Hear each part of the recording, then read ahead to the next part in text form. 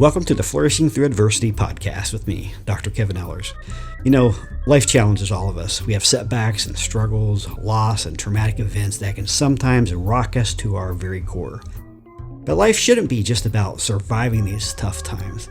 It should be about learning how to leverage these events as fuel for growth. What we do in the aftermath matters. So grab your headphones and take a breath, and let's dive in as we explore the neurobiology, relational, and spiritual dimensions of flourishing through adversity.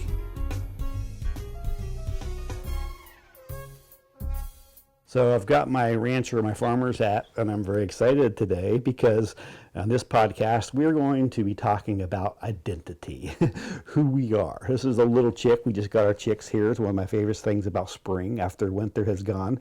And this little girl doesn't have a name yet. And so I separated her out from her sisters, and she's not quite sure why she's up here on camera yet. Because, what? You didn't sign a contract? We didn't sign a contract.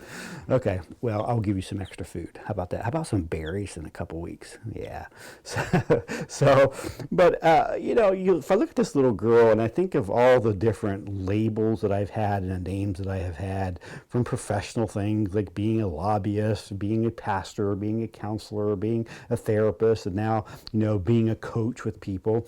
There's the different names that I have. There's my first name and there's my last name. And then there's other types of names that we have as well. I was going through my stuff a couple days ago, and I was cleaning out my basement. I found all these old badges that I had, name badges of different places that I had worked and had these different titles. And it's really interesting if we think about our identity of who we are.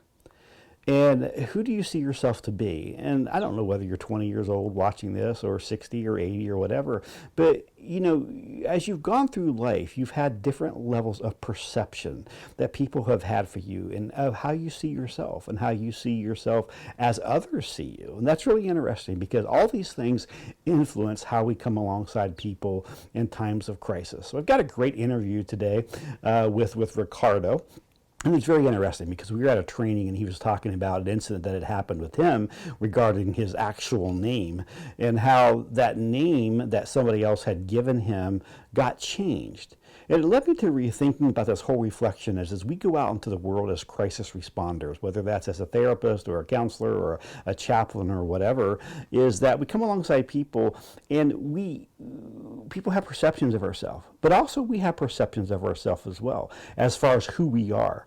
I know certainly at age 60 now, I see myself very differently than I did when I was, 12 years old or 3 years old or 30. I was sitting with a group of people the other day, a bunch of guys on this ministry cohort thing, and they all kind of were talking about something, and they kind of looked at me and say, "Hey, you're the old guy here. What do you think?" And I kind of remember stepping back like, "The old guy? I don't feel old, but I'm turning 60 next month." And so I am on that list. And I kind of thought some of the guys were older than me. I think one of them may have been, but who do we see myself? And so I looked at that the other day and I was talking to one of my older friends. At this stage, I've been out in the field doing this stuff for 40 years.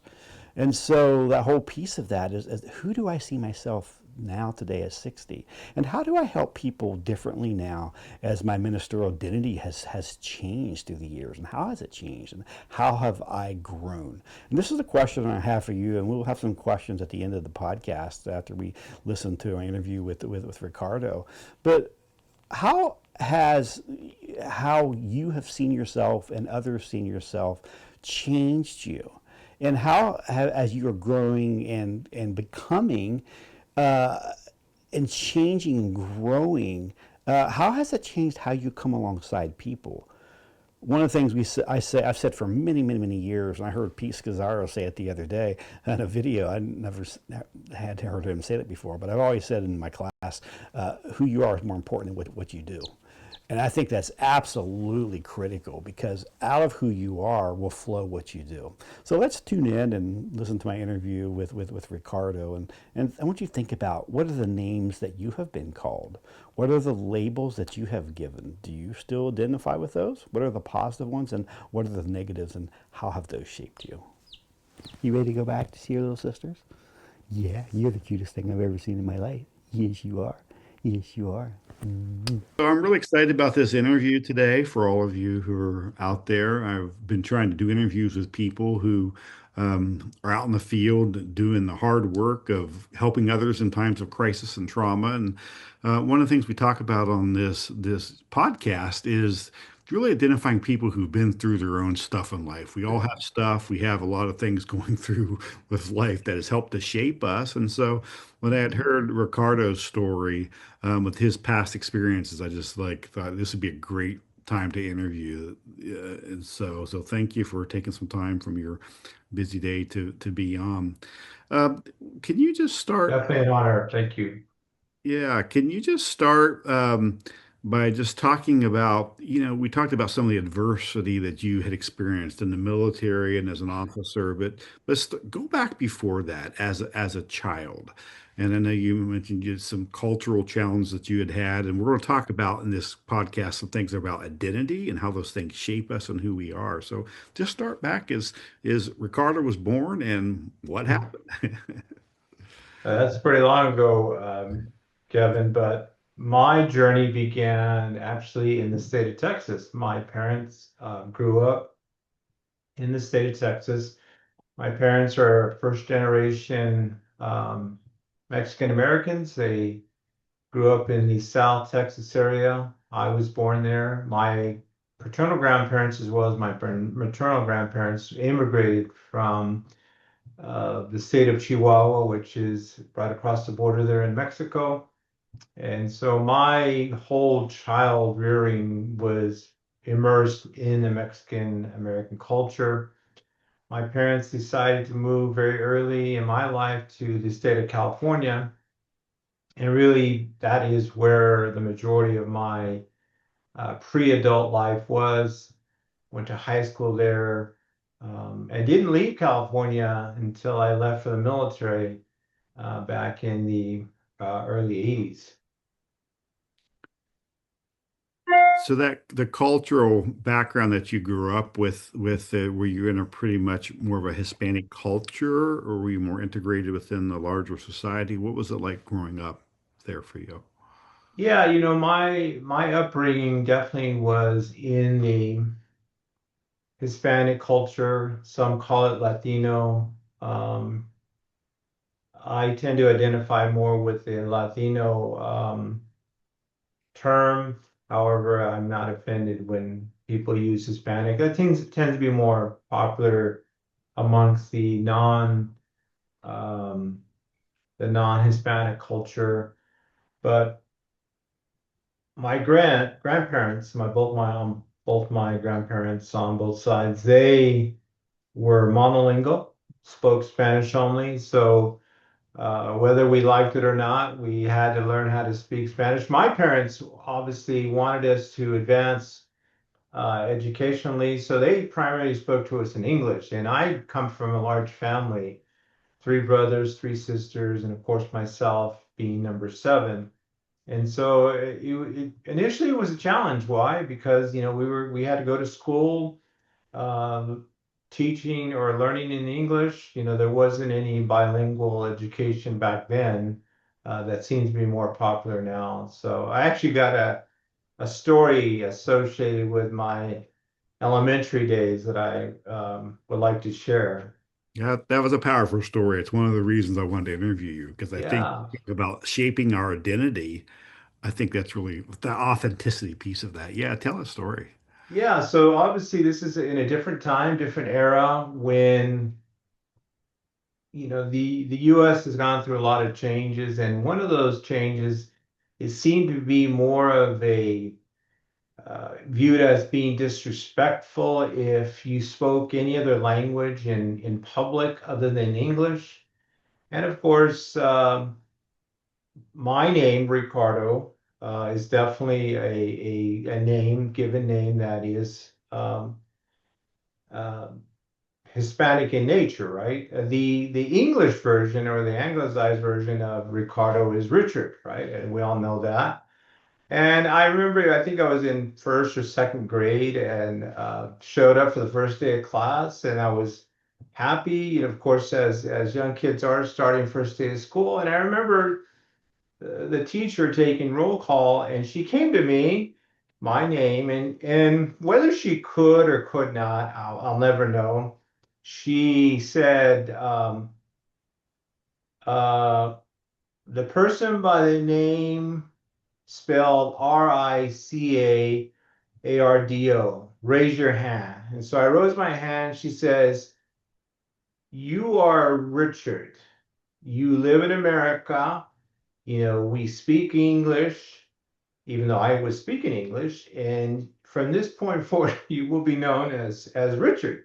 Mm. And being a very young person at the time, I went home not knowing what to think that day. And I spoke to my mom and dad. I said, hey, my second grade teacher, she wants to call me Richard.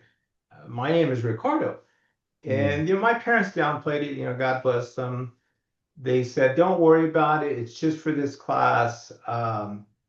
And so I went through the whole second grade being known as Richard. Well, unbeknownst to me, this teacher changed all of my education records. And thus, from that point forward, all the way through elementary school, all the way through high school, all the way through my early adulthood, I was known as Richard. And so even my family adopted that name. And to this day, they have a hard time calling me anything other than Richard. What happened was after I left the military, I joined the California Highway Patrol. I think it was about 5 or 6 years into that. I changed my name back officially to Ricardo, and that was a whole effort in itself. And so I always know when I've met people because there's a date, and I think it's like 2010-ish. People that know me before 2010 know me by Richard, and people after 2011, including you, Kevin, know me Yeah. by Ricardo. So Yeah.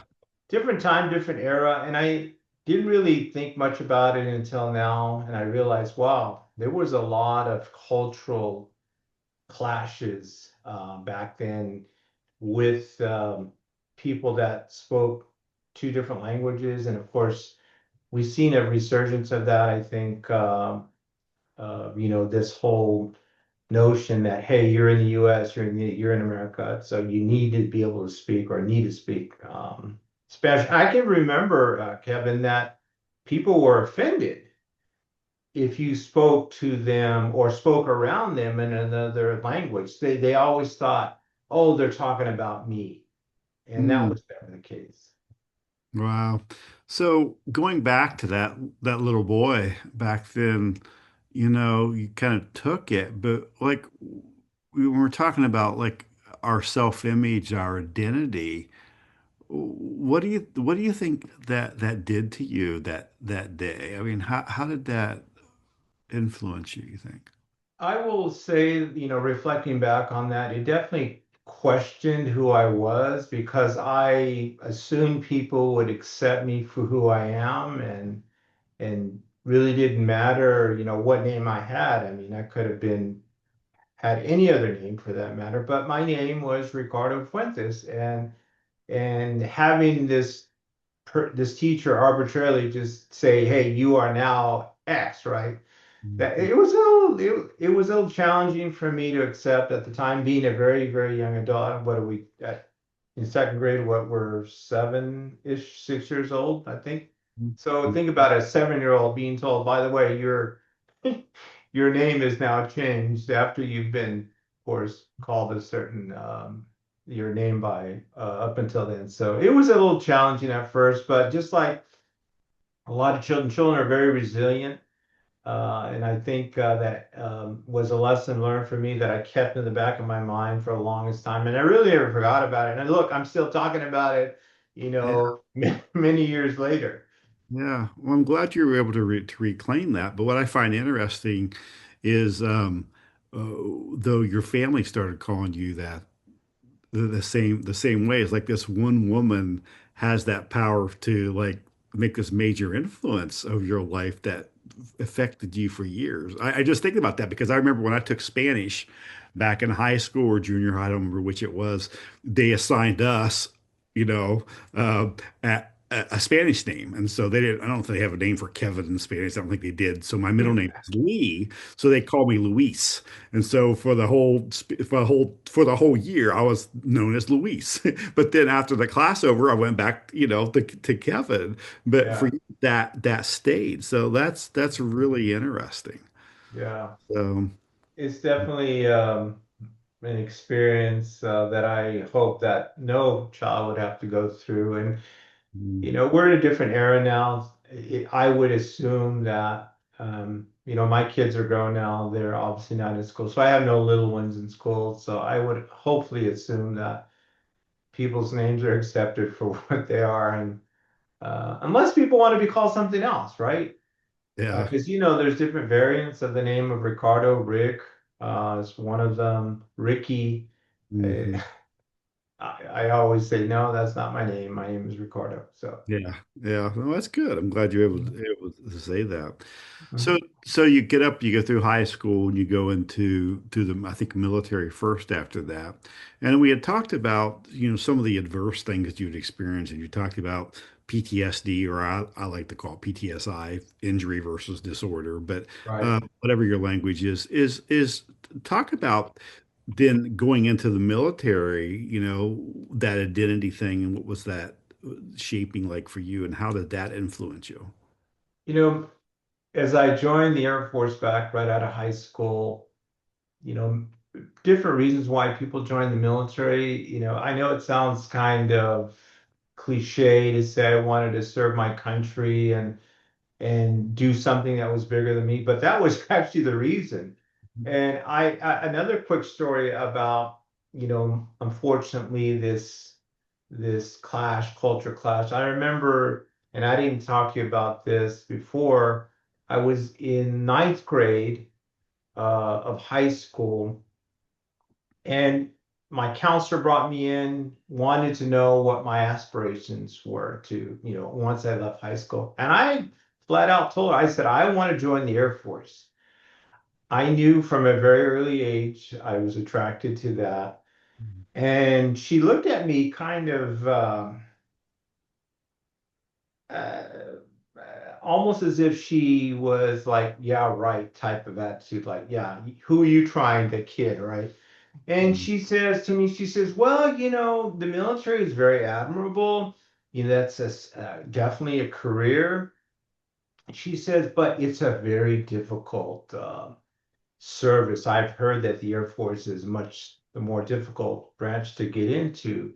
She says, well, have you really thought about maybe some other type of work, maybe some manual work?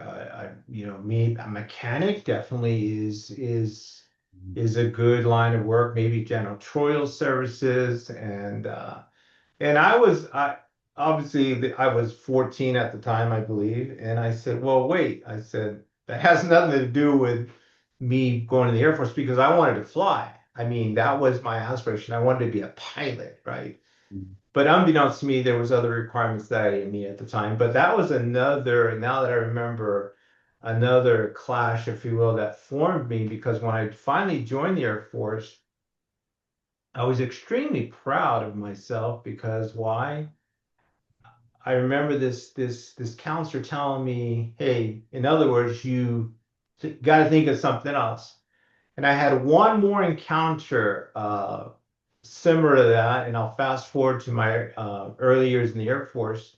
I did not initially go into the Air Force and fly. I was a law enforcement in the military.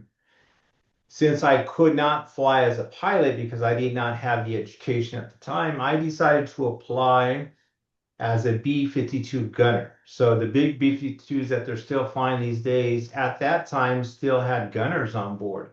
So I applied, went to my commander at the time. I'm just a young airman, and I said, Major, because he was a major at the time. I said, I'm applying for this role, and he says, "Oh no, there's no way you're going to make it. That's that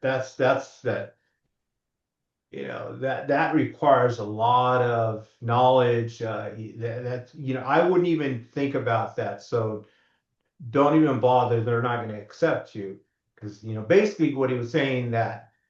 you're not going to make it. I don't have faith in you. Well, I Mm. said, sir, I said, I'd still like to try. I applied. He grudgingly signed the application. And lo and behold, a month later, I got the news that I was accepted. And I was extremely excited, went through all my training. Even though I was still assigned to them, I still went off to do my training, my B-52 gunner training, came back with a certificate in hand stating that I was a distinguished graduate of my training. So I had to report back to the same major, and Mhm. I said, "Sir, I have a letter directly from the wing commander where I went through training, and that letter said that I qualified or I was a distinguished graduate." I wish I would have had a camera to take a picture of this face of this major because he was completely surprised, dumbfounded. He didn't Wow. even have words to say other than, "Well, it sounds like you did a good job." Begrudgingly, like, Yeah, and so that was probably another moment in time that I said, there seems to be a theme here, and why is that? Is mm, it because of my cultural background? Who knows? mm. Yeah, you don't know what's going through their head, but you see this consistent themes, like you said. But I don't know about you, but one of the things, if somebody wants to motivate me, just tell me I can't do something. And even if I don't want to do it, I do now, just to prove you wrong. Yeah. So I don't know. Where's there that piece of that? Do you think it was something you really just wanted to do, or do you think that that stuff really shaped it, even put an even greater fuel underneath you Yeah. to achieve? Do you think that served in that way? Yeah, and I would say that probably is the theme of my younger life, my early career in the military was as if, well, who are you trying to kid? You can't do that. There's no way you can do that. And I agree with you. I think I had the same philosophy that, hey, you tell me that I can't, I'm going to do it anyway. Yeah. I may fail trying, but I'm still going to do it. Mm-hmm.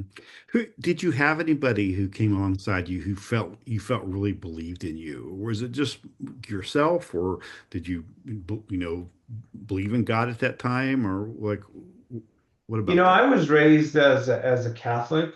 Of course, it's very common in the Yeah. Mexican American culture to be raised in that family. I was no different. I was obviously baptized at birth as a Catholic.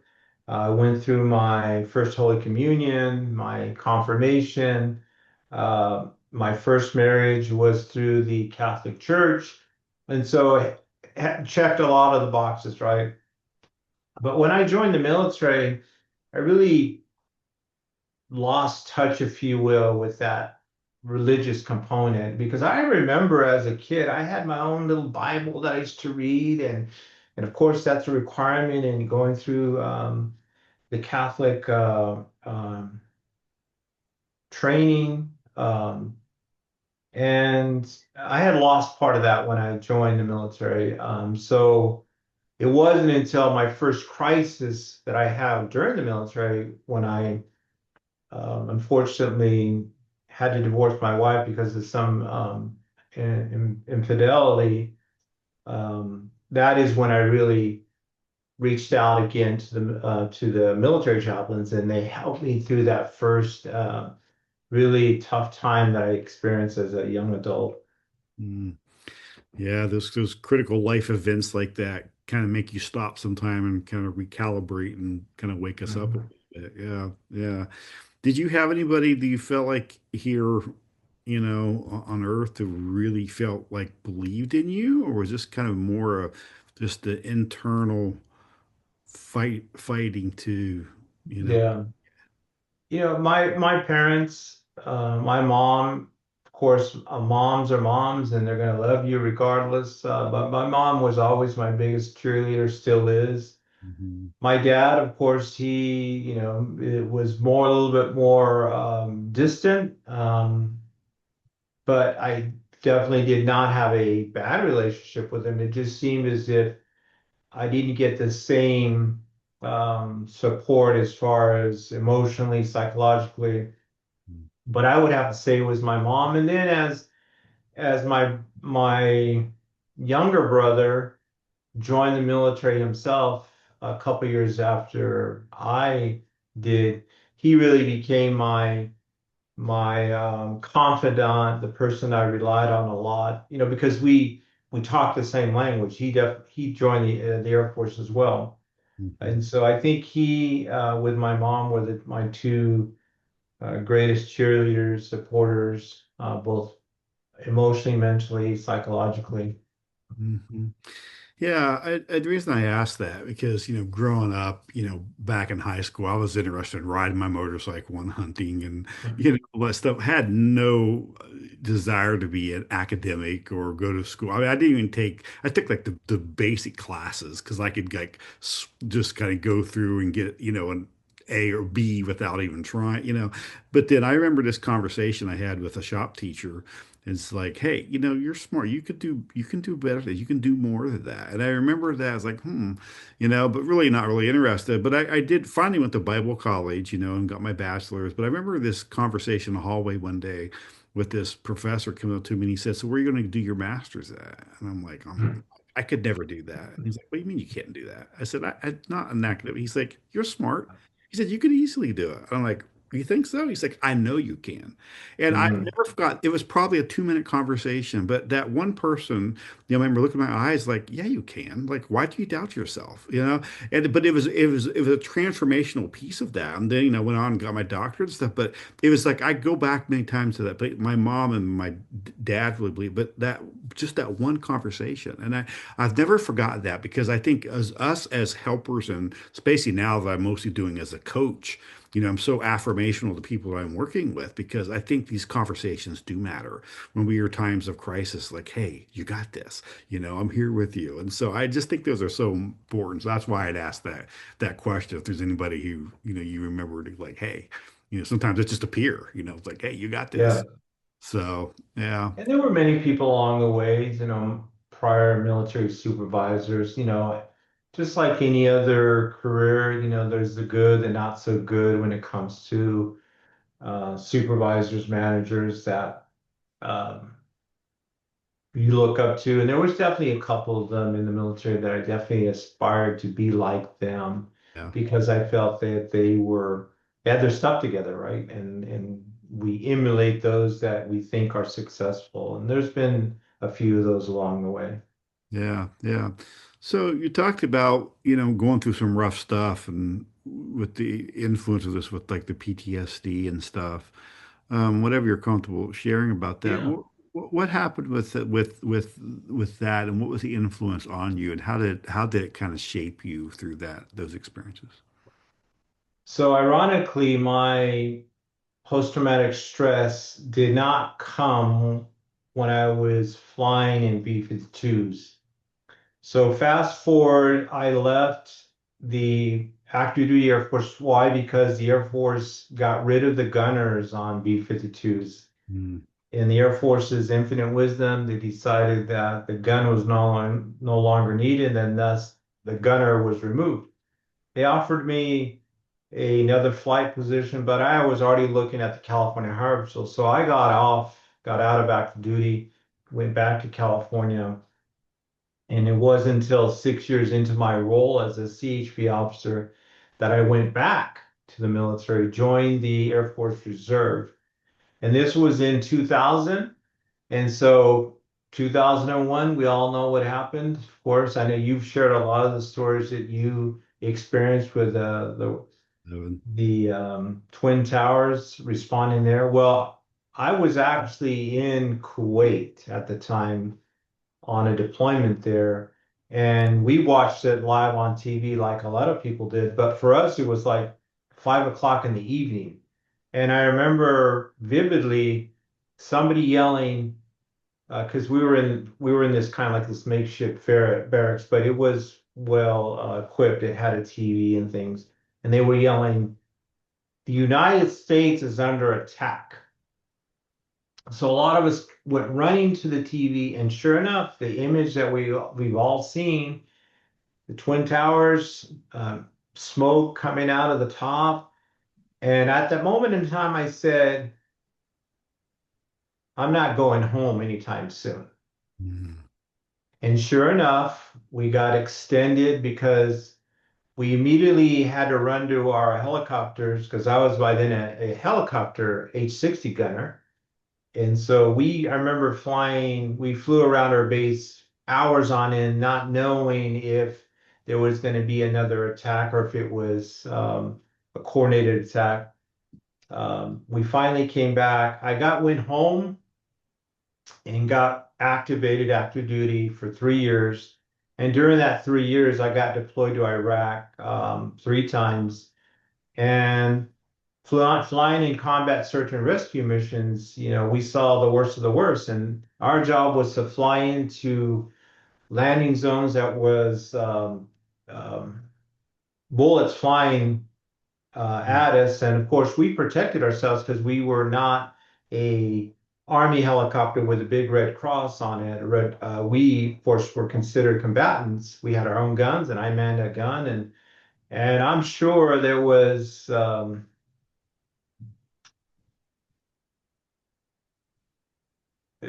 are people no longer here on this earth because of the actions that we took to defend ourselves. And there is a lot of conversation about moral injury and how Mm. that affects people in the police role and in the military. That is definitely alive and well. And because I began to experience a lot of questions as, okay, I know what I'm supposed to do, but is this really going to affect me, Mm. in the eyes of God, right? Because, taking the life of another human being Sorry. is not something that most of us are programmed to do. Hmm. Of course, we won't even get into the mental illnesses that people suffer, but it Hmm. was through that accumulation of seeing trauma day in and day out, whether it were soldiers, airmen, anybody that was injured, we would fly in, rescue them, put them in the back of our helicopter. They were attended by our pararescue, who are paramedics, but just hearing the sights, the sounds, and all the other things going on, the sounds of combat, right? Eventually took its toll. Oh, It yeah. not right away, because as you know, Dr. Ellers, PTSI, PTSD does kind of evolve. And it wasn't until I got back to my CHP duties, California Highway Patrol, the CHP did not have any ways to indoctrinate me back from combat, saw all the stuff that officers see, and it was too much. I remember my wife telling me at the time, she says, "You need help." Mm. Uh, I was already suffering from the classic signs, symptoms. I was avoiding individuals. I was hyper vigilant. I was constantly um, in a bad mood. I was very short with people. I avoided talking to people because I had this attitude, well, you don't know, you don't understand, you haven't been there. Why do I need to tell you? You haven't Mm. earned the right. And I think it climaxed when I remember vividly, I'm sitting by myself, my wife's not home, and I'm sitting there on the couch. And of course, I had my service pistol with me. And I remember I laid it on the table. I picked it up. I turned it around. So now the barrel's facing me, the business end, if you will. And I got to thinking, I said, okay, I'm not suicidal. However, I'm wondering what would happen if I were to pull this trigger or Mm. activate it. And it was like the weirdest, oddest feeling I had ever experienced. Mm. And I remember just holding it there like this, and of course, facing at me. And I said, "This is not right." Mm. So I put the gun down, and the next day I I made an appointment with the Department of Veterans Affairs because I still had medical benefits because of the war, and went through a very, very good program that made me realize how bad I was. And I'm so thankful for that. For one, for my wife telling me, but I didn't believe it. And Hmm. then really it culminating, thank God. Obviously, I didn't do anything to harm myself, but it I knew then there was something wrong with me. Yeah. Yeah. Well, there's that accumulative effect. And I think a lot of times, yeah, there's things that you did, but Yeah. that whole piece of that when you're there, we don't think about your life is constantly in danger.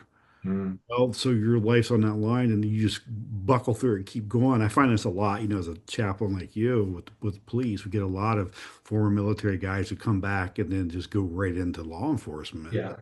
And a lot of them do not have that good transition help with that, and it's a whole different ball game. And so they've just got so much stuff underneath that iceberg, like underneath the water. It causes problems. Yeah. I am 100% sure that had I been drinking at the time, because I had gone through a phase where I gave up drinking. Not that because I had to, because I just did. I just didn't feel like it was giving me anything useful. Well, during that time when I was going through the PTSI, PTSD phase, I wasn't drinking, but I can bet any amount of money that had I been under the influence, I probably would have taken my own life. Because it takes away those breaks. Yeah, you're Yeah. right. Yeah. Yeah. So that's the thing. And a lot of times what I find too is a lot of people who are attracted to things like law enforcement, first responders in general, like firefighters, military, those a lot of them they're very impulsive anyway with like Yeah. ADHD. And so Well, they as you know, alcohol reduces the inhibitions and yeah, right. right. It takes up like I always talk take the brakes off. Yeah. Yeah. Yeah. So a ration piece of that. So it was any other kind of adverse circumstances. Then we'll talk to make a shift to, like, so what happened? What about this transformation for you and got you to where you're at today now helping Yeah. others? I think it was that moment in time that when I hit that crisis and got treatment, being a curious person by nature, I said, why or how did I allow myself to be um, I don't want to say a victim, but just another stat, right, of people suffering from PTSD, and I had completed my bachelor's a couple of years prior to that, and kind of like you, I had no aspirations to even move on to a master's program, and but it was through that process that I went through with the VA. I was fascinated with what they did as counselors, right, therapists, and I wanted to know how it worked. In other Mm, words, the counseling aspect of it. And so I enrolled in a master's program, and it was in counseling psychology, and it was just right up the road from where I was at the time in the San Francisco Bay Area, and I went through a program there and learned everything I needed to know as to why it happens and mm, how people are treated. But what was missing that at that moment in time was the what I felt was the religious component. Of mm, course, I had the science. Of course, that's extremely important. You're a therapist, counselor by trade, but it's that spiritual component was the one missing piece that I didn't have at the time. So mm, this puzzle is starting to, of course, fill in the missing pieces, but it was that big missing piece of the religious component, if you will. mm. So what I always ask people, what was the catalyst then for you where you started looking toward that more spiritual piece? Because you said you grew up religious, and so there's a Yeah, lot of people I always talk about, people say I'm cradle Catholic, which is the category I put it. I was born into a Catholic home, right? I yeah, was baptized whether you wanted to or not. A lot of times that's just a I call it religious by cultural affiliation. And then sometimes people really get into that. But then there's a yeah, point, what point did that faith become real for you and it moves from just religion to yeah. more of that spiritual and a close walk with God?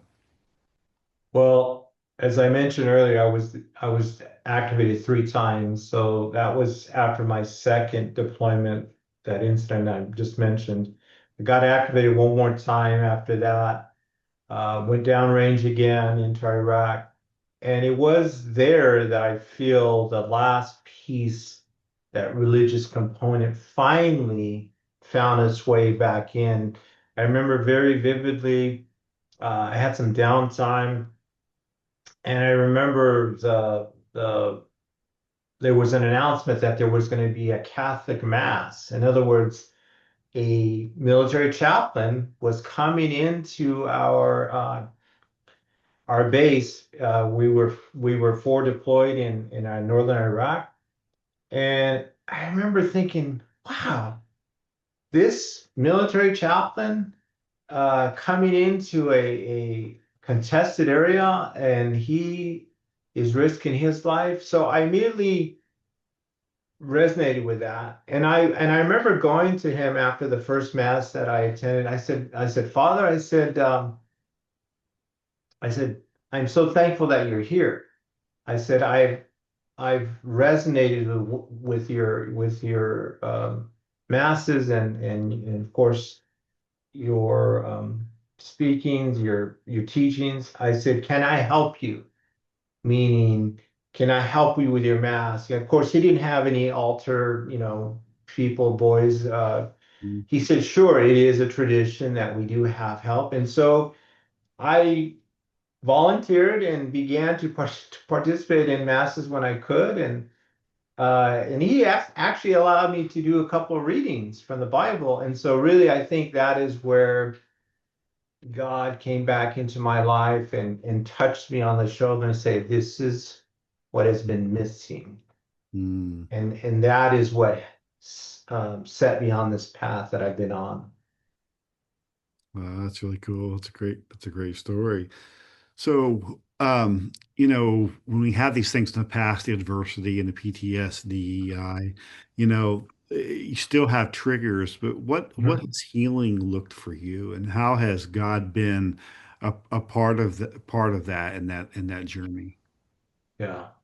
The triggers are definitely there, and what is always has helped, as you know, it's the best therapy, is being able to talk about it, and not be completely overwhelmed by it. Hmm. So one thing I learned very early was that, and this is something that you do as well as I do as chaplains, you encourage people, of course, to speak about what they're feeling, about how it's affecting them, and explain to them this is a perfectly normal reaction to a crisis that you're going through. Because I was one of those people that, oh, well, you got to suck it up, right? If it you can't be complaining. There's no complaining, right? And because of the military, because of law enforcement, of course, there's this, unfortunately, this belief that if you display uh, some type of emotion, that you're considered weak, right?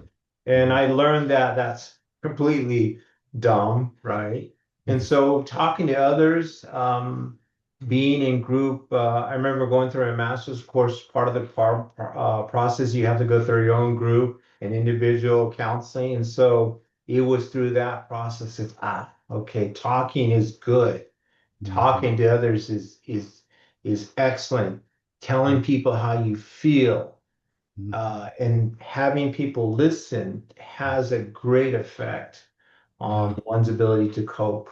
And yeah, really, that is what we do. We help yeah, them cope. yeah. I always tell people is when you say it and somebody validates it, it makes it real. Yeah. And Yeah. that's one of the first steps for it. And I think so many times it's, the message from first responders is suck it up, buttercup, Yeah. That you hear it Yeah. at the firehouse, I hear it at the police station, hear it in the military, it's just like you set those emotions down. But it's like that. I always talk about the illustration for me is like the proverbial beach ball. If you're at the beach, you can push it under the water, but inevitably something's going to come up, it's going to get slippery and come up and smack you in the face. Right. And so, like, when you try to stuff that stuff back down, it doesn't really work. And you're much better to pull it up, label it, say it, give it voice to it, and then choose what you do with it. But yeah, well, that's really Yeah. My analogy that I like to use, of course, and the terminology of repression, Mhm. um, it's like a cat. If you put a cat in a bag, right? And the analogy is these feelings, these thoughts that we think that if we try to suppress them and now they become repressed, that cat in the bag is going to eventually escape because cats, I have two cats, and I know how clever they are and how sometimes they're just going to say, I'm going to get out regardless of what you do. And Yeah. that's really how some of these repressed memories are. They're going to come out at the most inopportune time and they're going to create havoc if you Mhm. haven't dealt with them. Mhm. Unresolved trauma, in other words. Yeah, yeah. So how has this past then shaped you? One of the things we talked about, I don't know if this fits it at all, but it's really interesting. I know you did this stuff with the polygraph, and you're like a Yeah.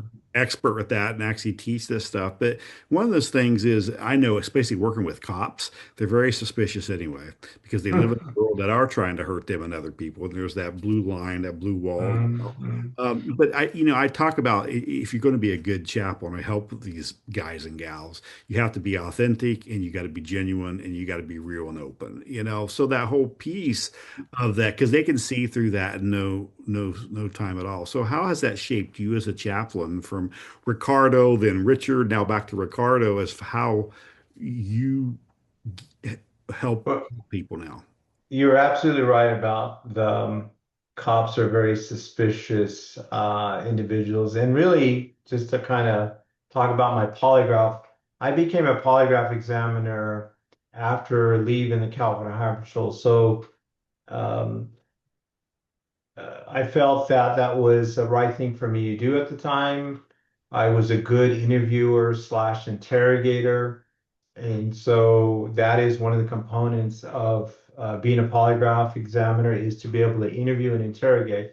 But one thing that summarize all that is this saying that we have in polygraph, and I'm going to show it to you.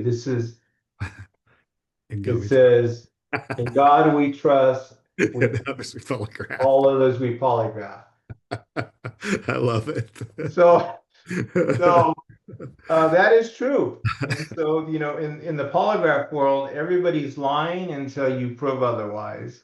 Mhm. Uh, but really, that sets a bad precedence because it just makes you think that everybody's being untruthful when you first meet them. You know nothing about them.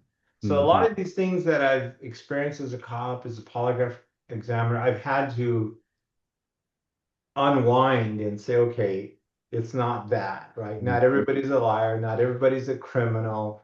There was we used to always joke, working in law enforcement, anybody after midnight that's on the street is a criminal, Mhm. waiting to commit a crime or has committed a crime. They just haven't been caught yet. And Mhm. that, you become jaded. You Mhm. become so jaded, you lose faith in humanity. It's a very bad state to be in. Yeah. And It is. so, But doesn't this happen with cops though? I mean, now I spent 40 years on the front lines working with stuff in the Salvation Army for 30 years. We dealt with the same people in the Salvation Army that you deal with as the cops.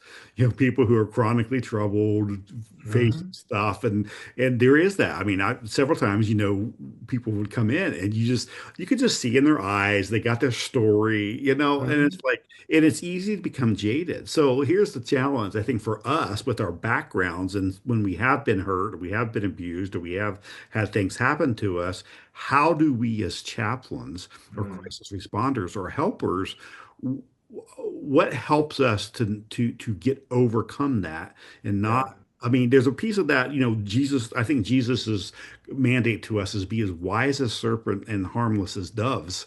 I think it's a Mm. really important piece of that, right? But we do have to be Right. wise because I tell people all the time, there are people who will kill you. They will Mhm. murder you. They will steal you. They will rape you. They will, they will hurt you. And so how do we balance that? Well, in my current role as a chaplain, we see and deal with people of all walks of life. It's amazing, kind of like, your role, your previous role in the Salvation Army. Um, and it's a challenge, obviously, when we deal with someone that maybe is living, homeless,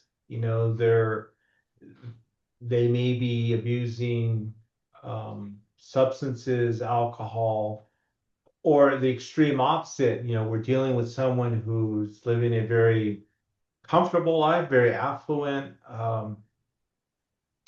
and really you have to cut and remove, literally undress people, not literally, but take away, the good, the bad that defines them at that moment in time.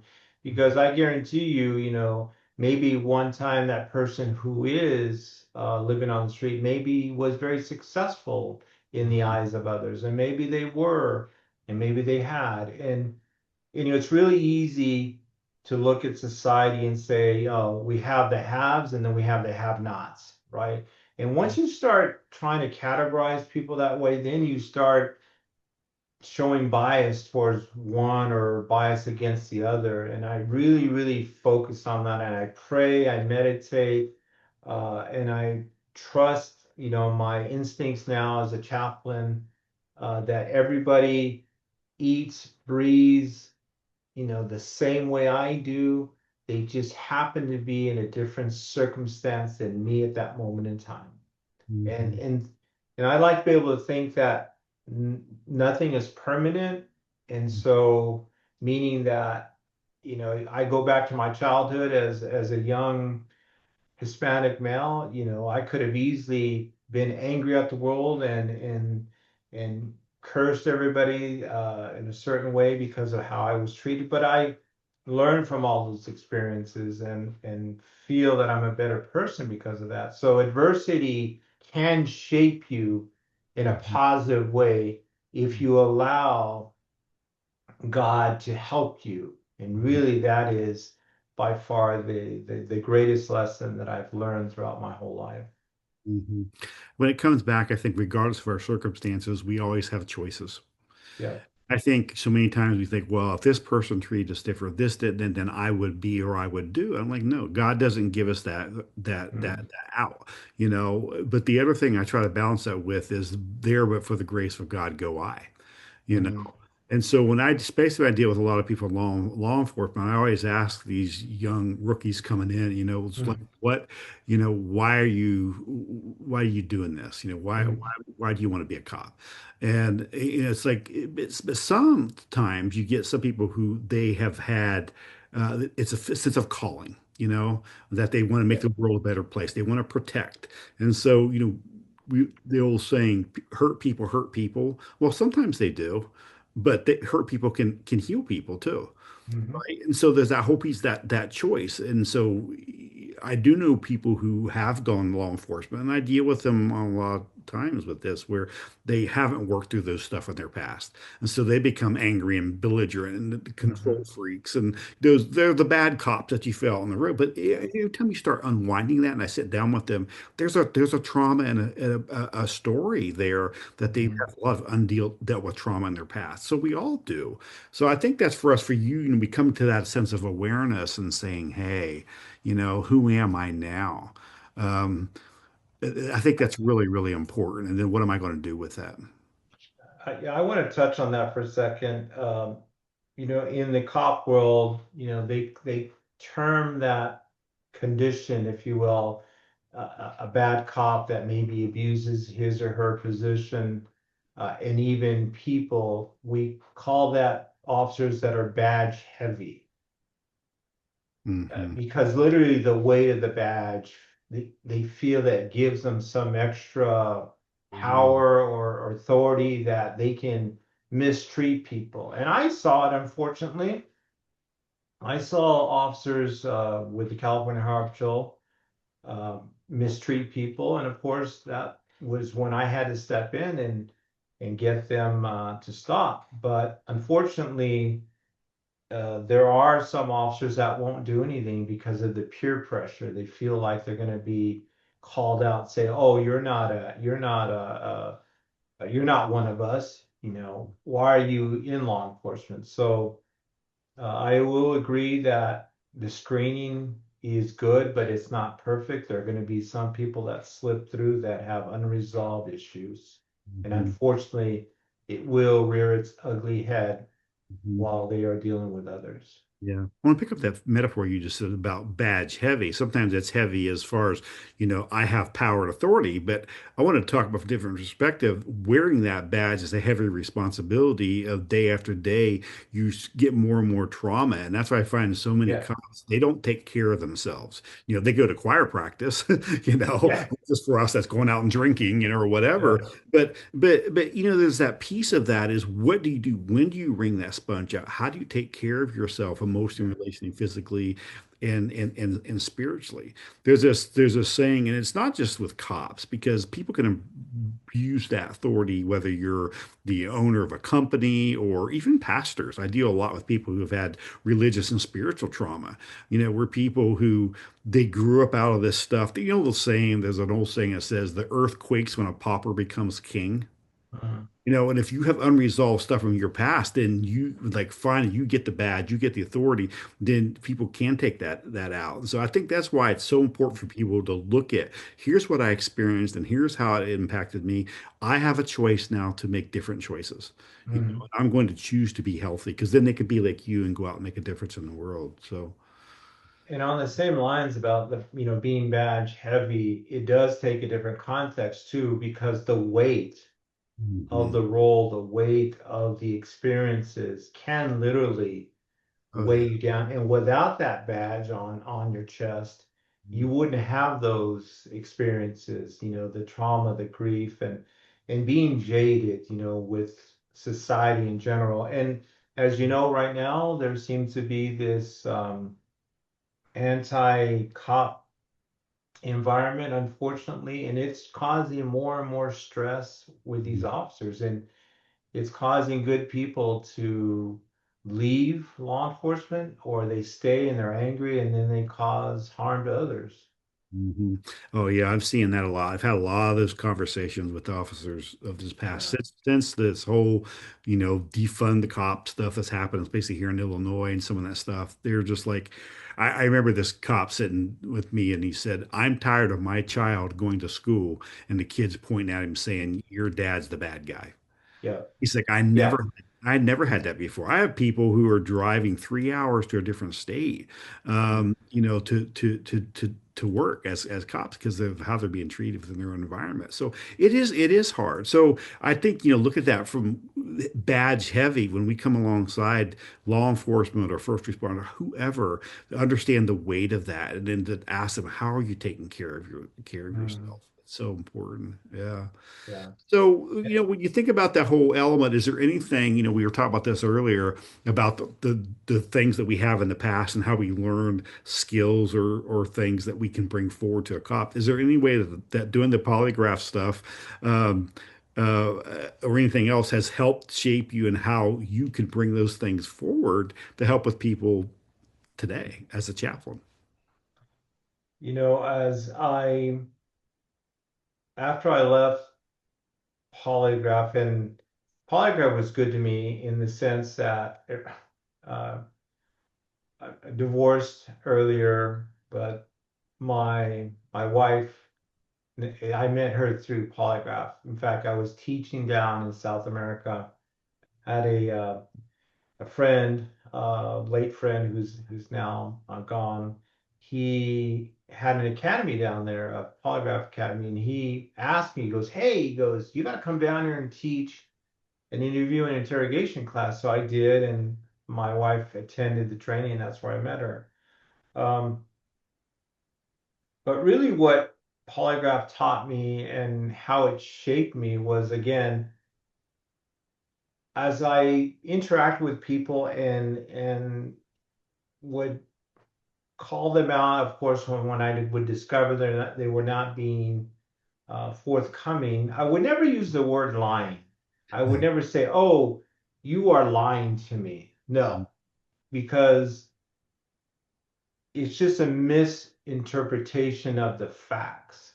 Mhm. Um, they could be omitting key information that would trigger a reaction. They could be exaggerating a fact, which could trigger a reaction. Because really, a polygraph instrument does not detect lies. That is like a misnomer. In fact, the misnomer is a lie detector. It is not a detection of lies. It is a detection of physiological responses that come over us when you ask the right stimulus, meaning the question.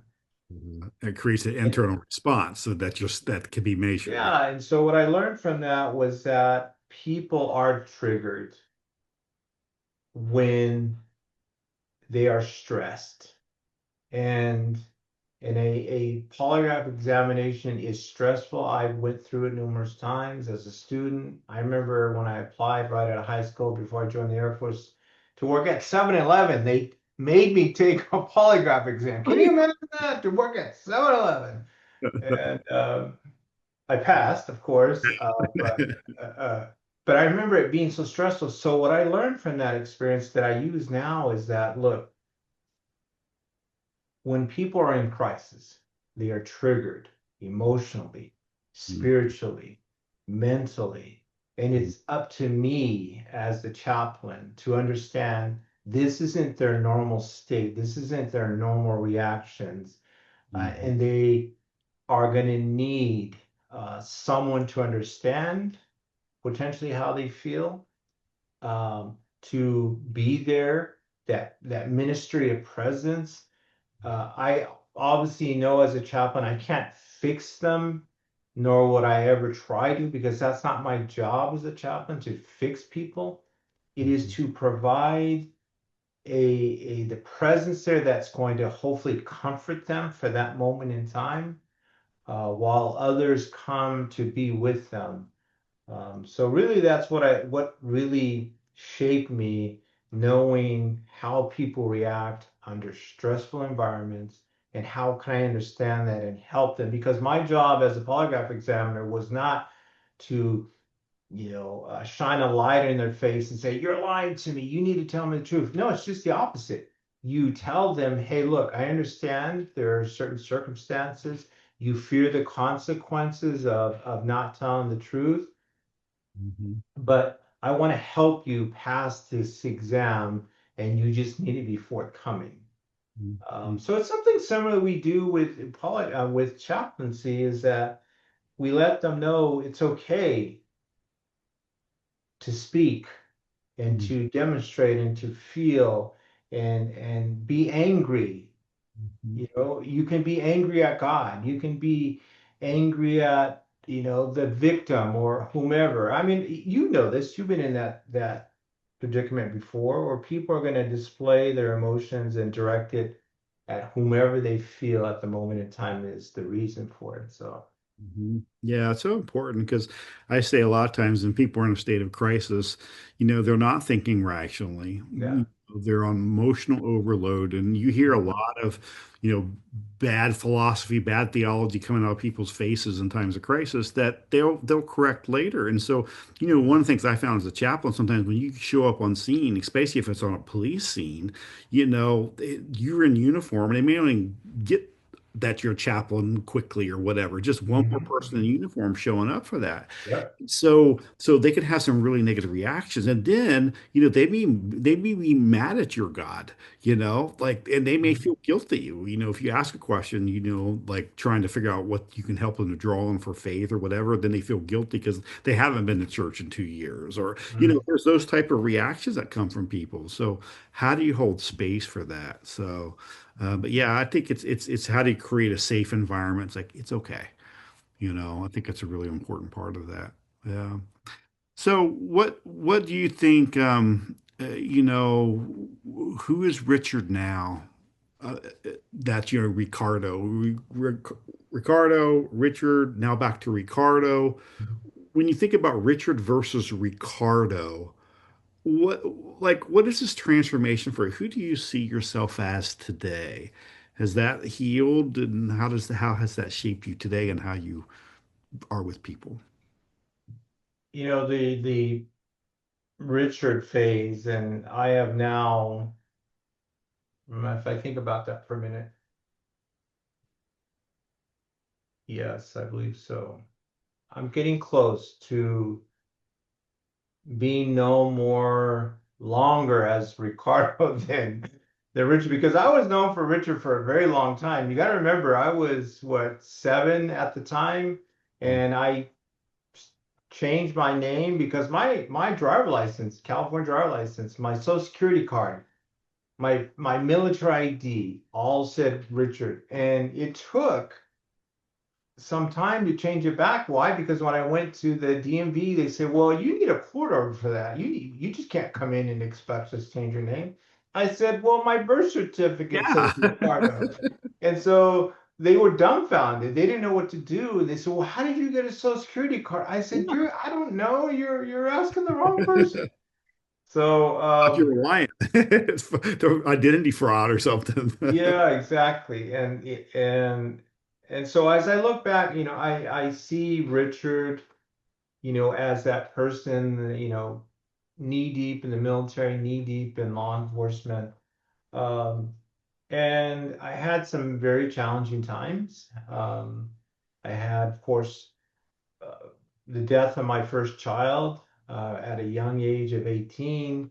I had, and I know we didn't talk about that, but that was something that was very, very challenging, as you know, can imagine. Is a divorce, from my wife, my previous wife, the PTSD, PTSI, the combat experiences, my law enforcement. Um, that falls under the Richard phase or era, call it what you will. And as Mhm. I look back, I say, wow, that's unique, because most of the challenges that I faced in life, the adversity, was when I was known as Richard. So you just triggered something in me right now that I didn't even think about. Wow, because now as Ricardo, life's good, right? Life's great.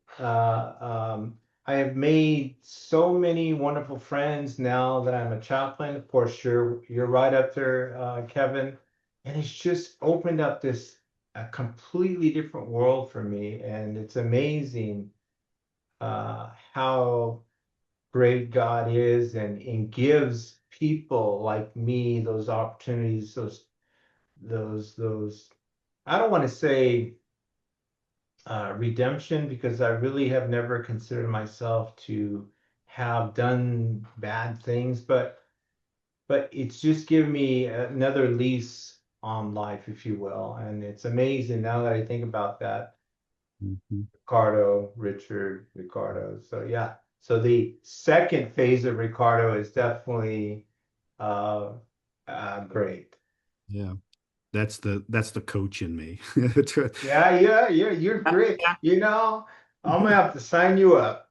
But these questions I think are important because there's these pieces of this, and this is something I do with a lot of executives and stuff. Mhm.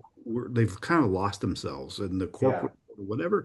But this is a question that all of us have. Mhm. Like, the Kevin today at Mm. getting ready to turn 60 was different from the Kevin from 50, from the Kevin from 35, from 12, from 4. And there's this piece of this that I think it's this piece of us that how are all of these parts of ourselves and these labels or even different names that people put on us, you know, I was walking through the airport the other day, and this person was one of the persons who cleaned on the back of the one airport. I don't know what airport it was, but it said scrub on the back of it. Hmm. That's, like they're labeled, they're a scrub. So, other places there might be a janitor or stuff or whatever. But, when there's pieces of our lives, like we have uniforms, we have roles and responsibilities. And I think it affects who we see ourselves to be when we're in these different environments. So I guess I'll leave you with one last question. As a coach, we're always asking these powerful questions. But for you, who do you what do you want to see Ricardo? Because I don't think you ever want to stop growing. As you're becoming, what do you want? Who do you want Ricardo to become as you grow even more in that image of God? Yeah, that's a great question. One of the things that I've been blessed with now as the second coming of Ricardo, right? Um, The is after those reclaiming experiences, Ricardo. yeah, the experiences of the PTSD, the challenges I experienced, and really allowed me to reconnect with God. Mm, Uh, it I wanted to change my whole focus on being able to help people. So the first thing I did, oh, by the way, I didn't get to complete the counseling psychology degree because I got activated again for the military. But I finally did complete my master's in addiction. oh, So that was a huge thing for me because addiction ran very deeply in my life, not personally, but people that I knew. My two sisters were addicts, methamphetamine addicts. My paternal grandfather was, or I'm sorry, my maternal grandfather, he was alcoholic, and so that wasn't enough for me. And really, where I am today, and I know I mentioned it to you, the calling to God really led me to my current development in that I am about halfway through my doctor's program in pastoral counseling. And awesome. so it is something that's near and dear to my heart. Why? Because that is where I am now. That's the Ricardo, is being able to help people um, regardless of the crisis, right? And I'm blessed where I am in my stage of my life. Um, I want to grow up one day and be like others and maybe be like you someday, Kevin. You I don't want say to do that, of that. course, Dang, I thought jokingly. you were evolving, not devolving. Yeah. I say that jokingly. No, but it's people like you that I gravitate to, is people that are doing the same thing I'm doing, and maybe not the same exact way, but something similar. Same heart. Yeah, Yeah. yeah. And those are the people that I gravitate to now. I mean, the people of the past, the people that knew me as Richard, the only people that know me as Richard is my family. Mm, But the friends I had at the time, they're long gone. I don't know where they are now, but it's like a whole different life for me now. And I'm so thankful for all these experiences because it has shaped me. This adversity that I went through has shaped me, and it put me on this path that I am now. Yeah. I think that's a very important part of that is getting to that point where we can look at that past and say, God, maybe they meant it for evil, but you used it for good. And that whole element of we're always becoming, we're always should be growing. So, well, thank you for taking time to share our story. You're doing some amazing work. And hey, when I'm down in Nashville, I'll bring my stuff. If you want to do some brain spotting to help with the moral injury stuff, I'm glad to help you with that. Yeah, most definitely. And then, I still got my polygraph instrument, so Oh, we yeah. can. I'm gonna Speak I'm gonna online. talk. I'm gonna talk to Jennifer there and see, what questions she wants to know the Ask answers me. to. So I'm sure she's got a list. I'm sure. Well, thank you. Appreciate it. Keep up the good Yeah. work. God bless you. Thank you. God bless. Goodbye. Okay, so I want to leave you with a couple questions. And if you haven't tuned into our Flourishing Through Adversity group, you can check that out at crisisresponse.org. And we're offering that right now about once a month. We just have done one. We did our first one last night. And we got another one coming up here at the end of the month. And we're going to see how this goes. But last night was great. And so we had about 18 people who showed up, and we're putting people in a groups of about 4 to 6 people to discuss these questions. So here's the questions that I want you to think about, whether you join a group or on your own. I want you to think through your life. I want you to think about, who are you today? And there's that whole piece of that as accepting yourself as this kind of amazing human being who God created you. God put this spirit inside this body for you and put you in this space and this time. I don't think that's accidental. And so while he puts us in there, I do think that our work on this earth is to grow and mature and begin to reflect that image of God. But I want you to think back through your life. What were the labels that were given to you?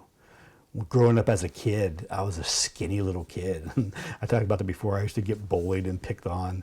As a preacher's kid, they called me preacher boy, at school.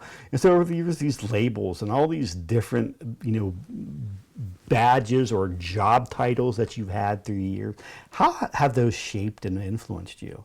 But here's my big question for you: is who do you see yourself to be? And especially as a helper to others in times of crisis. And not only who are you right now, but who do you want to become? When I say that and I ask that question, is what qualities and characteristics do you want to embody? I so often talk about those fruits of the Spirit the Bible talks about, of love, joy, peace, patience, kindness, goodness, faithfulness, gentleness, and self-control. God loves us the way we are, but he loves us too much to leave us there. And so as we grow and we mature, and we should be becoming and growing as well. So who do you want to be? And not as far as a job title, but who would you like to be as far as a person of integrity and a person of character?